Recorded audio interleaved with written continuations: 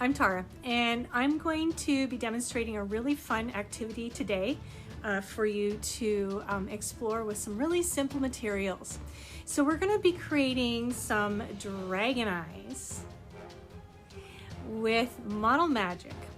Now, Model Magic is a Crayola product that you can find at the craft store, or you can purchase online. And there's even some great recipes that you can find for homemade Model Magic. And then using a package of Model Magic and a glass dragon eye bead, which can also be purchased online or found in some specialty bead shops, but I'll also show you a way to create your own using a Dollar Tree glass bead. You can have a lot of fun with this project, and it affords you a lot of opportunities to play around with shape and form using simple coils, discs, and spheres to create some really unique and interesting looks for a scaled dragon eye. And then I'm going to talk to you about how to apply color using watercolor paints, although you can use water-soluble markers, and I'll demonstrate that also in the video. So this has been all the rage this year, and my students at the school where I teach have totally fallen in love with this project. So I think that it's going to be a keeper, and I think that it's so much fun that I've actually made quite a few myself, and I'm wanting just to share it out with you here. So on we go. So for this project, you're going to need a package of Crayola Model Magic, and I'm choosing to use white. You can buy pre-made dragon eye bead. I get these from Amazon, and they come in packages of 25. Or you can make your own dragon eye, and this is from a bag of glass beads that I purchased at a dollar store, and I'll show you quickly how to make an eye.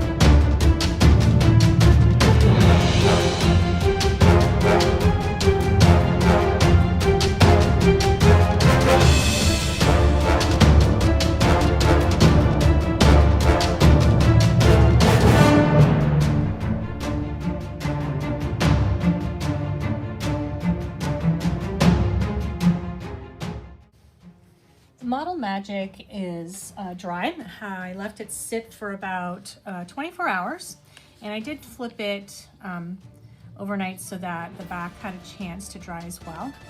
Now I am going to show you how to add color using watercolor paints, but if you don't have watercolor paints, you can use water-soluble markers, colored markers like Crayola.